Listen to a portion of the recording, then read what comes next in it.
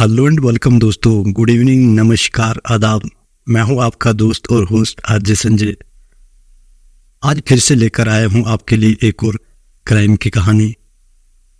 तो वीडियो के अंत तक बने रहिए दोस्तों। अगर आपने हमारे चैनल को सब्सक्राइब नहीं किया तो कृपया सब्सक्राइब जरूर करें और वीडियो को लाइक करना ना भूलें। तो चलिए कहानी की ओर आगे बढ़ते हैं। दोस्तों, ये बात साल 2022 की है। गाजियाबाद के मोदी नगर में एक पीएचडी छात्र का कत्ल हुआ था।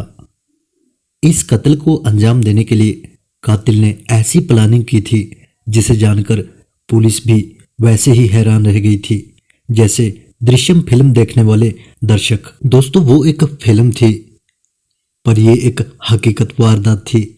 अंकित का मर्डर पुलिस के लिए किसी मिस्ट्री से कम नहीं था। वजह यह थी कि इस केस में जो आंखों के सामने था वो असल में था ही नहीं, और जो सच था वो कातिल ने शातिराना अंदाज में छुपा दिया था। तो आइए क्राइम कथा में आपको बताते हैं ये सनसनीखेज कत्ल की कहानी। दोस्तों, 2022 के दिसंबर का वो महीना था जब मोदी नगर इलाके के अंकित हत्याकांड का खुलासा करने के साथ ही पुलिस ने मृतक छात्र अंकित खोकर के मकान मालिक उमेश शर्मा और उसके एक साथी प्रवेश को गिरफ्तार किया था। पुलिस का कहना था कि बेहद शातिराना तरीके से इस हत्या की साजिश को रचा गया था और पूरी प्लानिंग के साथ कत्ल की संगीन वारदात को अंजाम दिया गया था।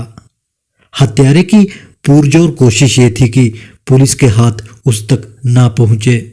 दरअसल इस कत्ल की वारदात को अंजाम देने के लिए कातिल ने जो साजिश रची थी उसका आइडिया उसे कुछ फिल्मों और क्राइम शो से मिला था। वो ऐसी फिल्में और शो देखकर एक बात जान चुका था कि अगर मरने वाले की लाश बरामद ही ना हो तो कत्ल का मामला साबित करना मुश्किल हो जाता है। मतलब सबूतों को मिटा देना कातिल के लिए जरूरी होता है ताकि वो पकड़ा ना जाए। दोस्तों, ये बात 6 अक्टूबर 2022 की है। पीएचडी छात्र अंकित मोदी नगर में किराए के मकान में रहता था। उस दिन अंकित का कत्ल उसके कमरे में ही किया गया था। हत्या से पहले प्लान के तहत अंकित को नशीला पदार्थ दिया गया था जिससे अंकित बेहोश हो गया और फिर उसका गला दबाकर हत्या आरोपी उमेश ने उसे मौत के घाट उतार दिया था। हत्या के बाद उसने कमरे की साफ सफाई भी की और 2 महीने तक बेहद शातिर तरीके से हत्या के इस राज को पुलिस और लोगों से इस तरीके से छुपा कर रखा था कि किसी को शक नहीं हुआ। जिस मकान मालिक उमेश शर्मा ने इस कत्ल की वारदात को पेशेवर तरीके से अंजाम दिया था वो महज ही 12वीं पास था, लेकिन उसने रुपयों के लालच में ऐसी खौफनाक साजिश रची कि जांच करने वाले पुलिस भी हैरान रह गए थे। गिरफ्तार मकान मालिक उमेश शर्मा पहले एक हड्डी रोग विशेषज्ञ डॉक्टर के पास कंपाउंडर का काम करता था, जहां वह आरी की मदद से टूटे अंग पर चढ़ाए गए प्लास्टर को काटने के लिए काम करता था। पुलिस की तफ्तीश के दौरान पता चला कि हत्या की इस वारदात के सबूतों को मिटाने के लिए उसने आरी का इस्तेमाल किया था और अंकित की लाश को 3 टुकड़ों में काट डाला था। पुलिस के अनुसार करीब 24 घंटे तक अंकित की लाश के वो 3 टुकड़े कातिल के घर पर ही पड़े थे। 7 अक्टूबर 2022 अंकित की हत्या के अगले दिन आरोपी उमेश शर्मा ने अपने एक दोस्त की कार मंगाई, फिर लाश के टुकड़ों को पैकिंग करके पॉलीथीन में भरकर कार में रखा और घर से निकल पड़ा। उसका मकसद लाश के 3 टुकड़ों को ठिकाने लगाने का था। सबसे पहले वो खतौली के करीब गंगनगर पहुंचा और वहां एक टुकड़ा नहर में फेंक दिया। फिर वो मसूरी में गंगनगर पहुंचा और दूसरा टुकड़ा वहां फेंक दिया। ईस्टर्न पेरीफेरल एक्सप्रेसवे पर एक सुनसान जगह पर पहुंचा और फिर लाश का तीसरा आखिरी टुकड़ा उसने वहां ठिकाने लगा दिया। फिर वो कार लेकर वापस घर लौट आया। पुलिस ने मृतक के घर से हत्या में इस्तेमाल की गई आरी के साथ कई अहम सबूत जुटाए थे। हत्या आरोपी के घर में पुलिस को खून के निशान मिले थे जो अंकित के ही थे। पुलिस ने अंकित के खाते में ट्रांसफर की गई रकम की जानकारी और उसकी बैंक पासबुक भी सबूत के तौर पर जुटाई थी। वहीं आरोपी मकान मालिक उमेश शर्मा के साथी प्रवेश के पास से पुलिस ने मृतक अंकित का एटीएम कार्ड और मोबाइल फोन बरामद किया था। दरअसल अंकित का मोबाइल लेकर आरोपी उमेश का साथी प्रवेश 1 दिसंबर को उत्तराखंड चला गया था, जहां उसने पुलिस को गुमराह करने के लिए हरिद्वार के एक एटीएम से 40,000 रुपये निकाले थे।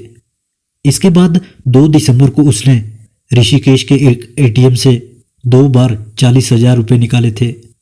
दोनों जगह वो अपने साथ मृतक का मोबाइल फोन लेकर गया था, ताकि अगर पुलिस उसकी मोबाइल लोकेशन और बैंक डिटेल निकाले तो वो गुमराह हो जाए। पुलिस को लगे कि अंकित जिंदा है और उत्तराखंड में घूम रहा है। आरोपी उमेश शर्मा इतना शातिर है कि उसने कत्ल के दौरान पहने हुए अपने और मृतक के कपड़े जला दिए थे। मानो अगर पुलिस उस तक पहुंच भी जाए तो उसके खिलाफ कोई ठोस सबूत पुलिस को हासिल ना हो। जब पुलिस को आरी से लाश काटने की बात पता चली तो पहले पुलिस टीम को इस बात पर भरोसा ही नहीं हुआ, लेकिन गिरफ्तारी के बाद आरोपी उमेश ने पुलिस को बताया कि उसने अंकित की लाश के टुकड़े आरी से किए थे, क्योंकि वो आरी की मदद से हड्डियों को भी आसानी से काट सकता है। उसने टुकड़े करने के लिए आरी का इस्तेमाल भी किया था, ताकि खून के छींटे दूर तक ना जाएं। छानबीन के दौरान पुलिस को पता चला कि कत्ल की वारदात को अंजाम देने से पहले ही आरोपी उमेश ने मृतक अंकित से करीब 40 लाख रुपए की रकम उधार ले ली थी। उसने अंकित से कहा था कि काम धंधे में लगाने के लिए उसे पैसों की जरूरत है। हत्यारोपी उमेश की नजर अंकित के उस पैसे पर थी जो अंकित को उसकी पैतृक संपत्ति को बेचकर मिला था। उमेश को पता था कि अंकित के पास करीब 1 करोड़ रुपए की रकम थी। वो उसे हड़पना चाहता था। यही वो वजह थी कि उसने पहले ही अंकित को खत्म करने का प्लान बना लिया था। दोस्तों, असल में अंकित के माता पिता की मौत पहले ही हो चुकी थी और वो अपने अन्य रिश्तेदारों के ज्यादा संपर्क में नहीं था। इसलिए आरोपी उमेश को भरोसा था कि अंकित के गायब हो जाने के बाद उसे ढूंढने वाला कोई और नहीं है। इसलिए आरोपी उमेश को भरोसा था कि अंकित के गायब हो जाने के बाद उसे ढूंढने के लिए या केस की पैरवी करने के लिए कोई नहीं आएगा। इस वजह से वो पकड़ा नहीं जाएगा। जानकारी के अनुसार उमेश ने अंकित के खाते से निकाली गई रकम में से काफी पैसा अपना पुराना उधार और लोन चुकाने में खर्च कर दिया था। तो फ्रेंड्स, इसके बाद अंकित के दोस्तों ने जो खुलासा किया वो बेहद ही भावुक कर देने वाला था। दोस्तों, मृतक अंकित के दोस्तों का कहना था कि वो काफी हंसमुख और मिलनसार था। वो जब उनके घर आता जाता था तो उनके माता पिता को पूरा सम्मान देता था। वो और उसके अन्य 6 दोस्त फोन पर बातचीत किया करते थे। सोशल मीडिया के जरिए अक्सर एक दूसरे से संपर्क में रहा करते थे। लेकिन जब करीब 2 महीने पहले अचानक अंकित से उनकी बात होना बंद हो गई तो उन्हें किसी अनहोनी का अंदेशा हो गया। अंकित के मोबाइल पर बात नहीं हो पा रही थी, लेकिन सोशल मीडिया पर उसके कुछ दोस्तों से उसकी बातचीत हुई थी। हालांकि उस बातचीत में कई स्पेलिंग मिस्टेक होने की वजह से दोस्तों को शक हुआ था कि चैटिंग करने वाला अंकित नहीं है, जिसके बाद किसी अनहोनी की आशंका के चलते अंकित के दोस्त राजीव बलियान, प्रशांत, डॉक्टर विशाल और अमित ने पुलिस को तहरीर देकर मामले की शिकायत दर्ज कराई थी। दोस्तों ने पुलिस को बताया कि अंकित मूल रूप से बागपत के गांव मुकंदपुर का निवासी था। जब उन्होंने अंकित के पैतृक गांव में संपर्क किया तो पता चला कि अंकित ने अपने गांव की पैतृक संपत्ति बेच दी है, जिससे उसे करीब 1 करोड़ रुपए मिले थे। ये जानकर दोस्तों को लगा कि हो सकता है पैसों के लालच में उसके साथ कुछ गलत ना हो गया हो। तब उन लोगों ने आपस में सलाह मशवरा करके स्थानीय पुलिस से शिकायत की तहरीर दी। मामले की शिकायत मिलने पर पुलिस को एहसास हो गया था कि मामला काफी गंभीर है। लिहाजा पुलिस ने इस मामले में तेजी से कार्रवाई करते हुए हत्या के सनसनीखेज मामले का खुलासा कर दिया। अंकित हत्याकांड के इस खुलासे से उसके दोस्त काफी हैरान हैं। उनका कहना है कि अंकित पीएचडी कर रहा था और काफी होनहार छात्र था। वो विदेश जाकर आगे की पढ़ाई करना चाहता था। इस हत्याकांड का खुलासा हो जाने के बाद पुलिस ने आरोपियों से लंबी पूछताछ की, जिसमें उन्होंने अपने जुर्म कबूल कर लिए थे। दोस्तों, आज की कहानी से हमें एक सीख तो जरूर मिलती है कि हमें इतनी आसानी से किसी पर भी भरोसा नहीं करना चाहिए और ना ही किसी को अपनी जिंदगी के भेद बताने चाहिए कि हमारे पास कितना पैसा है। और अंकित के दोस्तों ने भी बहुत अच्छी दोस्ती की मिसाल निभाई है जो उन्होंने पुलिस को रिपोर्ट कर दी।